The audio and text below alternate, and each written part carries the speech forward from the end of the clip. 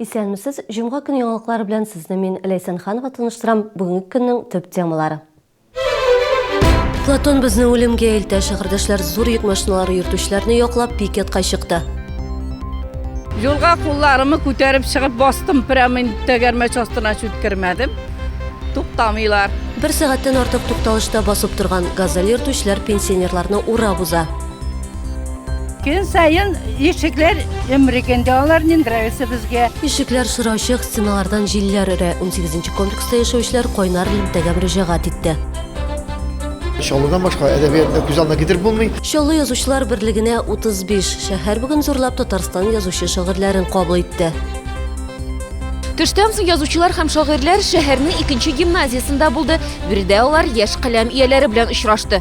Очрашуда Фәридә Сабирҗанова булып кайтты.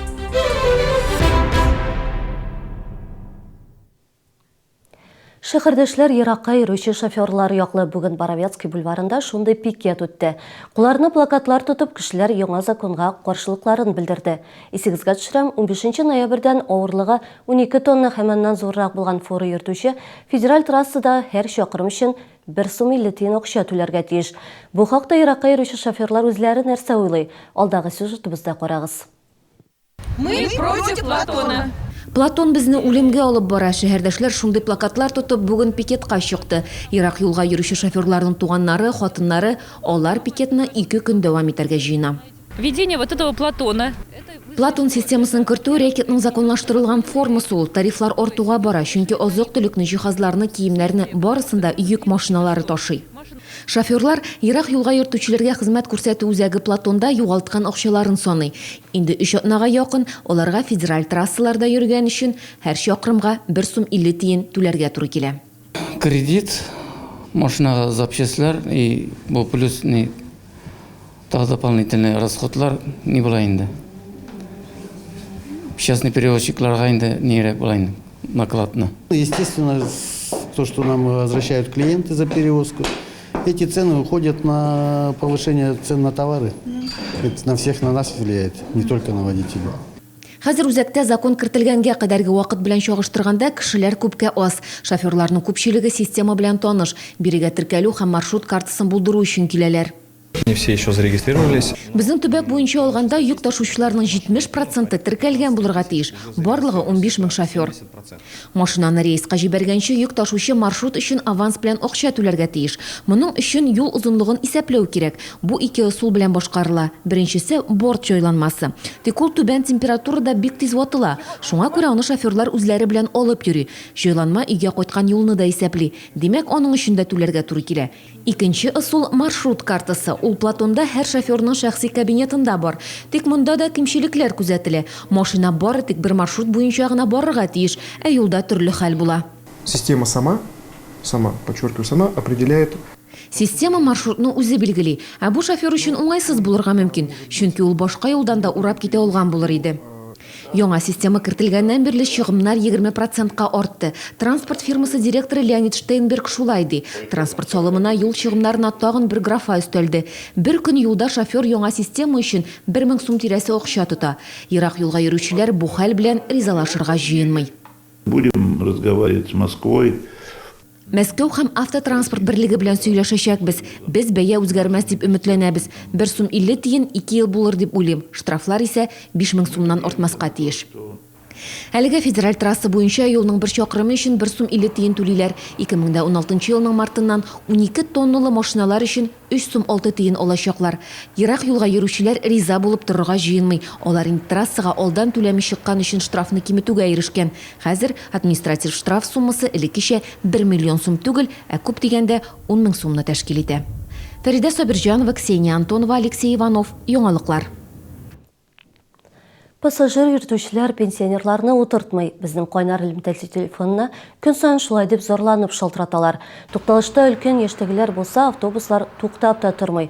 Шәһәрдәшебез Әлфия Музафарова 7нче маршрут буенча автобус көтеп, балалар бакчасы тукталышында 1 сәгатьтән артык басып торган. Birinci газель туктамады, икенчесе тагын туктамады, өченчесе дә туктамады. 1 сәгатьтән артык, сәгать ярым басып тордым.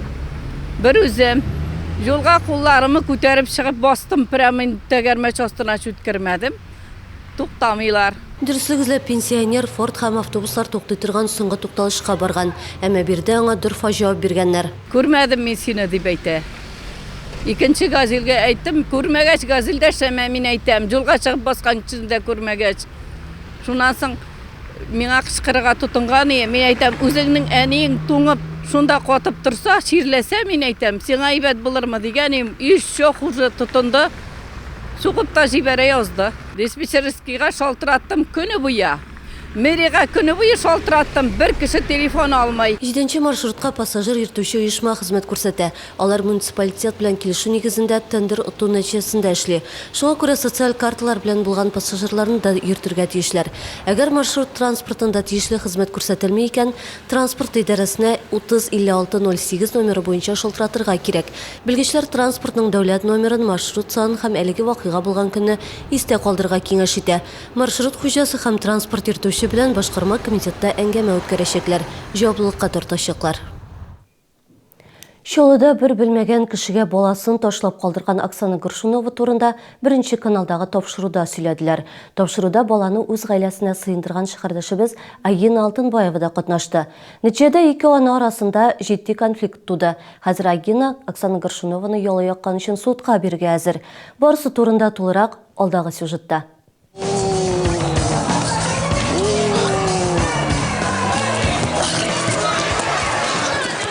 Оксана Горшунова һәм аның 6 айлык баласына Агина Алтынбаева гаиләсе вакытлыча үзләрендә яшәп торырга рөхсәт итә. Ана таныш булмаган кеше гаиләсендә баласын калдырып, икенче шәһәргә китә. Берничә атнайлык Оксана Горшунова безнең хәбәрчеләргә Агина Алтынбаева гаиләсендә рәхмәтләрен белдерде. Ә Мәскәүдә тапшыру төшергәндә шәһәрдәшебезгә йодрыклар белән ташланган. Тапшыруда Агина Алтынбаева мине фахишәлек белән шөгыльләнергә мәҗбүр итте дип белдерә. То есть Агина предложила вам работать проституткой? Да. А ребенок в это время находился у нее? Да. Вы только что 10 минут назад оболгали вот эту женщину. Так она еще и деньги вам высылала. То есть ей сказали напасть на меня с кулаками. Оксанага алданып миңа ташланырга кирәк дип аңлатканнар, ә миңа студияда сугышырга ярамый диделәр. Тамашачыларга карарга кызык булсын өчен үзләре үк сценарий язган. Оксана мине сутенер дип әйтте. Янәсе без икәү трассада фахишәлек белән акча эшләгәнбез. Мин шок хәлендә идем. Агина тапшыруда катнашуына үкенә, әлеге хәлнең булай булып бетәсен башыма да китермәгән идем ди ул. Бөтен илгә кире яктан танылган хатын кызга хәзер куркыныч эчтәлектәге хәбәрләр ява башлаган. Мне приходит СМС. Әлеге тапшырудан соң миңа интернет аша ямьсез эчтәлекле хатлар килә башлады. Минем балаларыма, туганнарыма, якыннарыма яный башладылар. Балаларымның янып үлүләрен үземә үлем телиләр. Агина Алтынбаева судка мөрәҗәгать итмәкче. Ул Оксана Горшунованың Мәскәүдә сөйләгән сүзләреннән баш тартуын таләп итә. Доказательства со стороны Оксаны. Агинаның Оксананы фахишәлек белән шөгыльләнергә мәҗбүр итүе турында дәлилләр булмады. Бу дөрес тә түгел. Безнең документлар әзер судка бирәбез.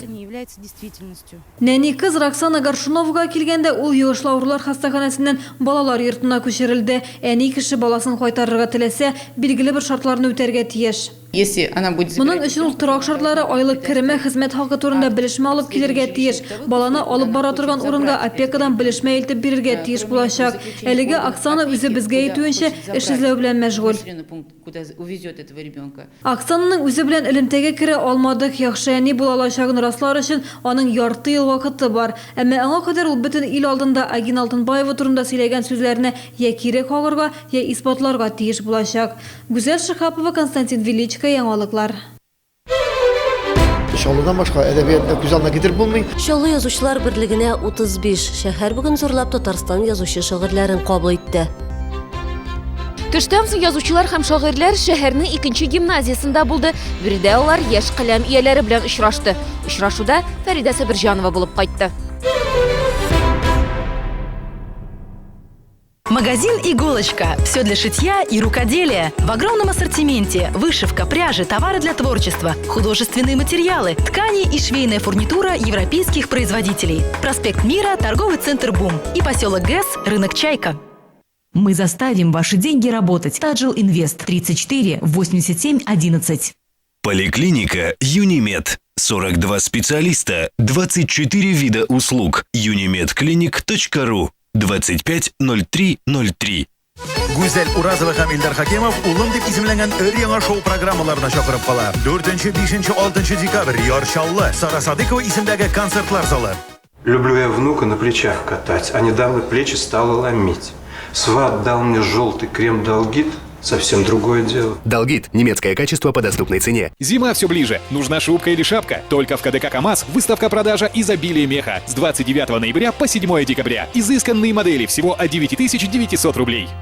Клиника «Конкор» – комплексное решение проблем при катаракте. Операцию на современном оборудовании проводит врач высшей категории, кандидат медицинских наук Шиллер Софья Исаковна. Иногородним скидки. Запись по телефону 54 3003. Медгородок «Конкор Оптика». В честь дня рождения мебельного центра «Шатура» скидка 17%. Приглашаем всех 5 декабря в 12 часов на праздничное мероприятие «Шатура Мебель». В закон об обязательном страховании автогражданской ответственности внесены изменения. Если полис ОСАГО виновника аварии оформлен после 30 сентября 2014 года, то максимальная выплата по материальному ущербу составит 400 тысяч рублей. Если же полис оформлен после 31 марта 2015 года, то выплата за причинение вреда жизни или здоровью осуществляется в пределах 500 тысяч рублей. Получить подробную информацию об изменениях законодательства в области ОСАГО, задать вопрос, подать жалобу вы можете на сайте Центрального банка Российской Федерации.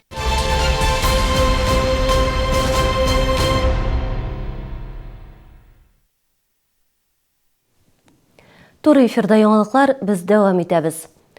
Чаллы язучылар берлеге оешуга 35 ел тулу уңайыннан бүген шәһәребездә көн дәвамында зур чаралар үтте. Бәйрәмгә Казан, Мөслим, Түбән-Кама һәм башка район шәһәрләрдән язучы һәм шагыйрьләр килде. Чырашу иртәнге сәгатьләрдә Муса Җәлил исемендәге үзәк китапханәдә башланды. Бердә балалар арасында үткәрелгән иҗат бәйгесенә йомгак ясадылар. Чуңман йолдызы конкурсына 100ләп эш кабул ителгән иде. Әтисезләр тиз өлгерәдиләр. Мин бит әниемә таяныч. Сугышларсыз тыныч яшәсәк тә, ятим саны арта, аяныштыр. Чулман йолдызы бәйгесенә Түбән-Камадан Булат Баянов менә шундый җитди эчтәлекле шигырь юллаган. Барлыгы 100ләп эш жанрлар төрлелеге. Бәйгенең уңышлы үтүе ап-ачык. Оештыручылар шундый фикердә. Бик рәхәтләнеп укыдык, узак итеп, тик берләп, шундый матур эшләр, жанрларда төрле, монда шигырьләр, поэмалар, проза әсәрләре, хикәя, драма әсәрләре дә бар. Повесть язган укучы да бар моны. Иске юраштан бер укучы повестька кадәр язган. Төбәк-ара бәйгедә Чаллы гына түгел, башка район шәһәрләрдән дә өметле каләм ияләре катнашты. Мондый чаралар аларны берләштереп кенә калмый, иҗатларына тәргеш бирә. Танылган шагыйрьләр моны үз тәҗрибәләреннән белә. Менә бүгенге бәйгедә сезгә дипломнар бирәләр, бүләкләр бирә. Безгә дә шундый конкурслар оештыралар иде. Һәм шул конкурслардан соң, бәйгеләрдән үткәннән соң Казаннан төргә китаплар килеп төшәдер. Язучылар автограф белән Яшь каләм ияләренә дә диплом һәм язучы шигырьләрнең китапларын тапшырдылар. Нәтиҗәләр проза һәм шигърият буенча ясалды. Бәйгедә катнашучылар әйтүенчә, алар өчен бүгенге җиңү бик мөһим. Әсәремнең исеме Бәхет тукталышы. Темасы бүгенге көнгә бик тә бәйле. Инвалид балалар, аларны очраткачтан кеше әлбәттә аңларга тиеш, үзенең тормышын белән чагыштырып, никадәр шул инвалид кешеләрнең тормышы авыр икәнен аңларга тиеш. Мин үзем турында яздым, ничек мин туп уйнарга яратам, тавыклар карыйм, әбигә булышам авылда. Мин кичкенәдән шигырьләрне язарга яратам. Бәйгегә нәтиҗә ясау белән бер рәттән биредә үк танылган әдипләр белән очрашу да оештырылды. Балалар Мөслимнән Фуат Садриев, Мөҗәһит Әхмәтҗановны тыңлады. Чаллы язучылар оешмасын озак еллар җитәкләгән Габдулла Тукай исемендәге дәүләт бүләге иясе Вахит Имамов белән очрашты. Әгәр дә балалар иҗат юлын сайлаган икән һәм иҗат юлына кирип китәсе икән, алар безгә бик кирәк. Ни өчен? Чөнки бүгенге көндә Татарстан язучылар берлегендә үзенең яше ягыннан бик өлкән карт дип әйтсәк тә була. 340 әгъза исәпләнә. Әлбәттә, анса да бик күп, 340 да күп. Аның һәрберсе дә язучы яки һәрберсе дә шагыйрь дигән сүз түгел. Ләкин инде шушы менә 340-ның да инде бүгенге көндә 210 пенсионер. Халкыбызны, үз телебезне саклау өчен нәкъ менә милли җанлы яшьләр кирәк. Кичәдә әлеге фикер кызыл җеп булып сузылды. Иҗат исә бу юнәлештә зур адымнарның берсе. Ләйсән Ханова, Алексей Иванов, яңалыклар. Көннең икенче яртысында язучы шагыйрьләр шәһәр мәктәпләрендә булды. Алар мөгаллимнәр, укучылар белән очрашты. Мулланыр Вахитов исемендәге 2нче гимназиядә дә әдипләр, яшь каләм тибрәтүчеләр иҗаты белән танышты. Тулырак Фәридә Сибрижанова дәвам итә. Рәхмәт сиңа, әнием, кадерлем, бердән-берем. Туган мәктәбемә мең рәхмәт. Кулларында белем ачкычы. Язучы абый-апалары алдында бераз каушасалар да сер бирмиләр. Үзләре иҗат иткән шигырьләре белән шәһәр күләм иҗат бәйгесендә җиңү яулаган малайлар, кызлар чыгыш ясый. Язучылар яшь буынга зур өметләр баглый. Biraz düzeltip alattırgan yerleri de var. Süzde yok. Әле профессионал yazıcılarda da андай хаталар кетергә мөмкин. Әмма ләкин аларга ышаныч зур. Киләчәктә алар безнең рәтебезне тулыландырыр дип ышанасы килә. Укучыларның тәүге иҗат җимешләре менә шундый газеталарда урын ала. Аларны мәктәп коллективлары нәшер итә. Хәзер газеталарның интернет вариантларында булдыралар. Бала үзенең беренче шигырен анда язала, беренче хикәясен, беренче мәкаләсен, һәм аннан соң әти-әнисенә генә түгел, бүтән кешеләргә дә аны күрсәтә ала. Әлбәттә инде бу аның өчен үзенә күрә бер бәя булып тора. Язучылар яшь каләм ияләре белән очрашудан канәгать, әмма яшьләрдә һәркем дә язучы шагыйрь була ала дигән фикер калмасын иде ди алар. Каберләрне әйтергә туры килә. Интекмә җимешем, син бүтән язучы буламсың дип, шулар арасында бәре килеп чыга. Ул бит сайланыш бара инде, матур сайланыш бара. Менә педагогик сайланыш бара. Монда шуны сәйбәт. Җойлап менә авыр сүзләр әйтмичә генә. Бөтенсе таңлыйбыз, кул чабабыз. Хәзер шулай. Элек без алай килмәдек. Без үз көчебез белән һәркем үзе бәреп бирде. Ул безнең заманда зрәк күрәсең игътибар җитеп бетмәгән. Хәзер игътибар җитә. Хәзер кешенең балаларын тамагы тук, өсте бөтен, өйләре җылы, әти-әниләре нык. Шуңа күрә иҗат вакыты күбрәк хәзер. Яшьләргә иҗади талпынышларын күрсәтер өчен чыннан да мөмкинлекләр шактый. Шәһәр республика күләмендә үткәрелүче бәйге-фестивальләр моның ачык мисалы. Һәркем үзен сыный ала, теләк һәм сәләт кенә булсын. Хәзергә мин мәктәптә укыймын тырышып, ныклап. Шагыйрьләр иҗатын сөйлим, сәхнәгә менеп кайша. Фәридә Сабирҗанова, Дмитрий Рачиев, Яңалыклар. Тиздән яңа ел. Бүләкләр турында да уйлый башларга вакыт. Һәркемнең якыннарын синдерәсе килә. Тик шул вакытта бу кесәгә дә сугарга тиеш түгел. Биреңгә бүләкне кайда алу яхшырак? Бу хакта киләсе сюжетыбызда. Төрледән төрле бүләкләрне Hind товарлары ярминкәсендә табарга мөмкин. Биргә килүче шәһәрдәшләрне милли киемле биючеләр каршы алды. Оештыручылар әйтүенчә, ярминкә шәһәрдәшләрнең күп санлы сораулары буенча үткәрелә. Татары любят больше чай.